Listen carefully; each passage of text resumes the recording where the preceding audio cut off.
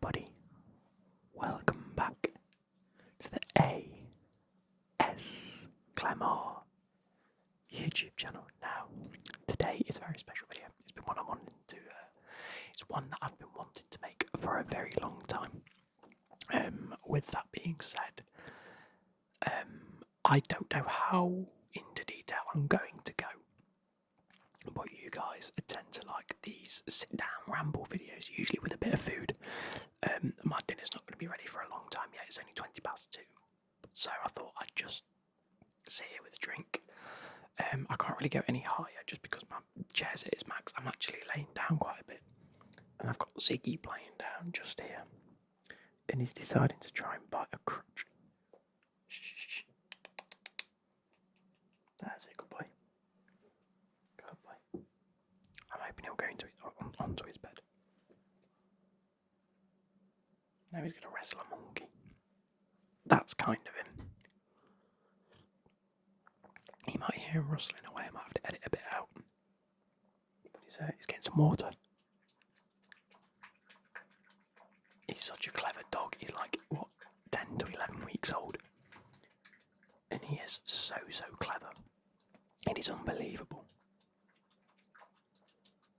Like, he'll only wee in places that either the previous owner's dog tended to, there's a few marks on the carpet that we can't get up, but I mean, it's fine. And he tends to wee around them, or in the vicinity of the pads. When it comes to pooing, he'll only poo on the pads. It's fantastic. And he's now under the desk. Right. Shh. Anyway, that's enough about Ziggy. I'm just going to let him wander and get used to the room a little bit, and somewhat keep an eye on him if I have to. Well, I mean, I'm going to have to. But I thought while I've got a spare 15 to 20 minutes, it might be worth doing a bit of an update. I'm actually going to have some chewing gum because I haven't had some chewing gum. These are the apple flavoured sugar-free extra. Wrigley's extra. I had them in a previous video and I haven't used them since. There may be an open packet somewhere in my room, I'm not too sure. And you want to head straight for them socks. Shh. No. Good boy. Good boy. He listened to me. He was trying to knock more off the washing. Oh, we can hear that.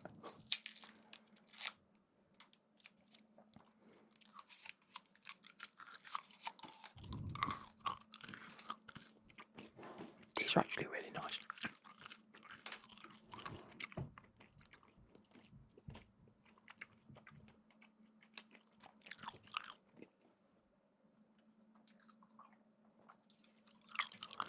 Okay. So, make sure you like the video, subscribe to the channel if you want more like this. I'm going to sit up a bit. Okay, here we go.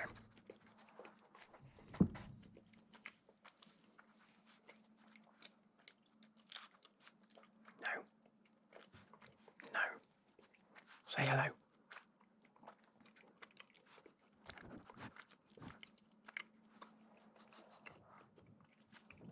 He's more awake today than he was in the other video. No.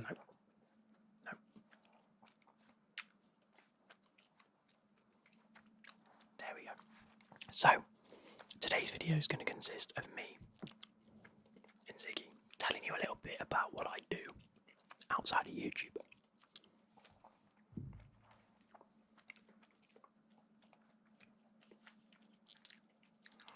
I work Monday to Friday, 7 till 5. So relatively long hours. Yeah, beautiful. And I work for a company. Go on then, just lie down in my lap. Get comfy. Don't chew the headphone wire, please.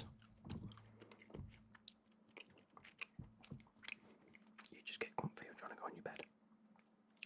You want to get comfy? Okay, that's good.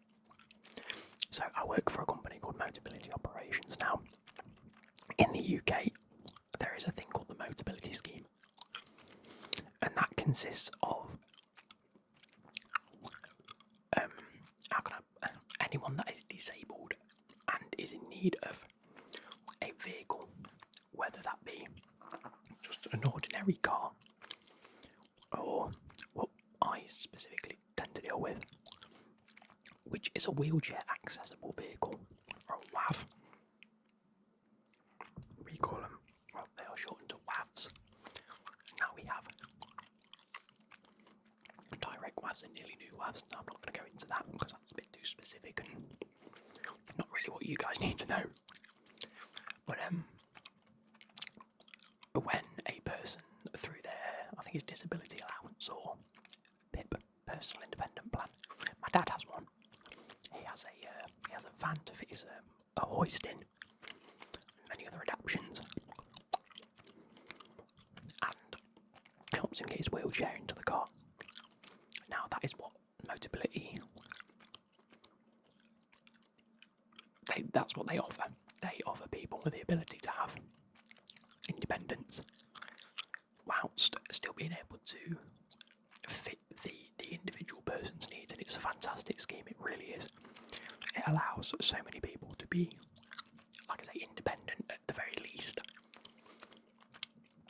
Have their own vehicle if they're able to drive and things like that, or I think in some circumstances, don't quote me on this, but it allows family members the chance to take them out. I think you can have family members on the scheme, so if you yourself can't drive, you have a vehicle there for anyone else that needs you to drive. I don't know, you have to be on the insurance anyway. I couldn't be on my dad's because I wasn't over 25, but I am now, so I think when he gets his new car this year, I think he's up for renewal this year. If and when he gets it, hopefully I'll be on that now. So if I give you a bit of a detail about my dad's, just to give you a brief rundown of some of the stuff that you can expect. Now, we are talking about, you can go from just an ordinary car, so you could go into, I'm trying to think of common ones, we get like Ford Fiestas, Hyundai Tucsons. You've got two ends of the scale there. You've got like the Hyundai i10s, which are the small like Kia Picanto sort of size cars, all the way up to SUVs with tow bars and things like that.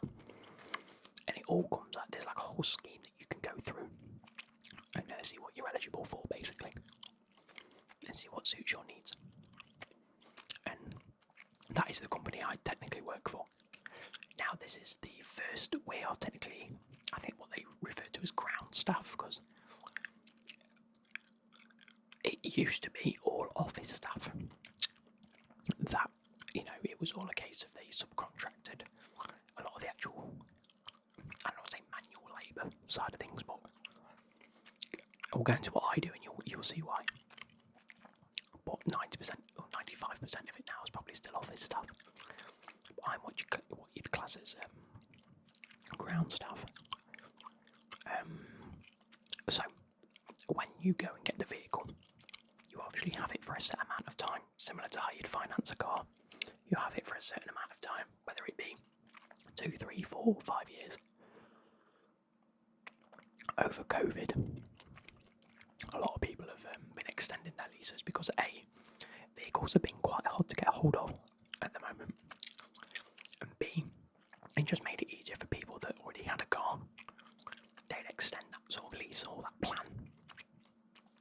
And so that's when it comes to me specifically, or my workplace, we defleet them, I think it's called, or estimate or whatever. So what happens is at the end of that lease, they will give their car back and then arrange to have a new one, or see where they're at, see if they even need a new one, that sort of thing. And it gets sent through, the dealerships to us. And the vehicle comes in, it gets checked in by the yard staff, or the yard operatives as they're called, and then gets a pre-wash, and then comes around to us where we estimate them now. You call it what you want, estimating, inspecting vehicle damage assessing. I'm not technically VDA trained per se, but my job is to go around the vehicle, note down all the damage on the vehicles, and sort of price it up as I go along. Now, it is changing, it is evolving as I'm speaking to you guys. It's the there's certain things that we're being asked to do more, and some things being asked to do less to try and improve it and make it better, which I'm all for. We use an app designed by. So the reason it's difficult to explain is because I did work for a company that was contracted by Motability to do it with the plan. Well, this was what, February last year. That has then since been bought out. We have been bought out as staff, and now we have been 2P'd over as part of the 2P process. And now we're technically Motability staff, which means I can charge my car at work. I get a load of Motability benefits that's really, really handy. If and when I choose to ever use them. So that's great, and it's been fantastic. Honestly, the process over has been great. So the app that we were using was from our old job, but it's a long story. I'm not going to go into it. But basically, there's things being taken off and things being added that will help us and will hopefully simplify the process a bit better. That's as simple as I can put it, really. So anyway, that's what I do. I go around the vehicle, mark up any scratches, any dents, any major damage, because lo and behold, there's quite a lot of cars that come in with quite a lot of damage on it. And there's plenty of cars with no damage on it, or very minimal, should we say. But you got to understand that a lot of these vehicles have been heavily used as a means of transporting one or more people around for the past 4 years. Like, even in 4 years, I think I've had one car that had like 110,000 miles on it, which is outrageous in 4 years. But if you think that's probably been used to transport lots of people about on more, like every day of the week, to get man about. And I've had some cars in that have been out for 6 years per se. They've had to extend the lease by a year or two during COVID. That have finally come back in, and they've done like 1,000 miles because maybe they just haven't been able to get out and about, or maybe they just used it in an emergency, which is fair play. So yeah, that's basically what I do. That's my job in essence. Ziggy's fast asleep, by the way, in my lap. I don't know if you can tell. He's just down here and he's fast off. But yeah, my job is basically to defleet them and point out all the damage. Oh yeah. So also, if there's any parts that need ordering, or parts that need putting onto the vehicle per se, so say you've got a big crack in the bumper and there's been an accident and the door's absolutely caved in or whatever, you have to put down for a new door. Repaint the door, corrosion protect the door, things like that. That I've learned over the past year and a half. And they really coincide with what we need to do as a job. And so that's another element of the job that we do. So there's multiple aspects to it. I mean, in essence, it's not a hard, difficult job. I'm not labouring. I'm not, planning 18 different things all at once. Where I worked at my previous job, we were doing about 10 different jobs all in one go. It got very stressful very quickly, and I was heavily underpaid for it. I won't lie to you guys. So when this opportunity arose, myself and a colleague at the old job, we both went for an interview at this place. They took us in very quickly, trained us up relatively quickly. Over the past 18 months really, we've been learning and evolving the process and what to do and what not to do. So, as I was explaining, Motability, I believe, I've always sort of subcontracted this work out to other companies. As I say previously, up until maybe a couple of weeks ago, we was technically still subcontracted out through another company. But they've been planning for a while, I believe, to have their own staff so that they can have a little bit more control over what happens, which is understandable, really. And it just helps with security. Helps with our job security at the end of the day, and it helps with them knowing what is and isn't happening at all times. So it just made sense. We've been I think we were debating it from day one between us, saying, is it going to happen? Do you think it'll happen? When do you think it'll happen? That sort of thing. It was just a waiting game, really. But yeah, so we're very happy with the move over to Motability Operations. I definitely am the youngest estimator there at 25. we've got people ranging from I say people ranging from my age, it's like 2 or 3 people my age, and everyone else is like 30s, 40s, 50s, 60s. It's brilliant. We have such a good collective of people, and that's one thing I will say. The staff that we've got, as it stands, are fantastic. I can't say a bad word against any of them. They're just all great. You know, whether it be the yardies, whether it be us, whether it be the managers. Like, not only have I experienced myself, but also heard absolute horror stories about staff and managers and people being just cretins in general in the workplace. Like, I couldn't have asked for a better set of people to work with, and that I both, you know, work well with, but also respect. Like, I'd do anything for them, and I wouldn't ever feel put out for doing so. Do you know what I mean? So I just thought I'd get that in there, and if anyone from work is watching, then I haven't just said that, but you know, it had to be said. So yeah, that's pretty much what I do for work. And I've had a lot of comments over the past maybe year saying, what do you do for work? And I've always said, like, I didn't particularly want to go into it, but it'd be nice to give you guys an update as to what I do, really. But like I said, the hours can be quite long, 7 till 5. It does drain you throughout the day. Come a Thursday or Friday, I am begging for the weekend. But it is also good. I tell you what, it's really good because I get my weekends to myself now. I worked at Card Factory for 7 years, and it was always college and uni throughout the week, and then odd shifts during the week, and then a Saturday, Sunday, or definitely a Sunday because I used to run the Sunday shifts. But it was always one of them things where I never really had a weekend to myself, and I couldn't play football. I then worked for my previous employer that ended horrifically, and that required like one every 3 to 4 weekends to be taken up. Definitely a Saturday, but then you'd have the Sunday, Monday off, and it was just a case of, and it was different hours on a weekend than it was for a weekday, which really threw me off because I'd be getting up at maybe 7, half 7 on a weekday, getting to work for about 8, half 8. I think it started off 9, then it went to half 8. I can't remember. Truthfully, I blocked the whole period from my head. But then on a weekend, you'd start at 6. I never understood it. Anyway. So it's good to have routine. Like, that's the one thing I will say I've really missed. Like, yes, the days are long. Yes, I'm coming home and I'm cooking dinner and I'm tidying up and I'm feeling a bit drained every so often. But it's helping me stay structured for a start. You know, I'll get home. If I need to play FIFA, I'll play FIFA and eat my dinner. I'll have a quick dinner. But the way I was going to say the wages is good.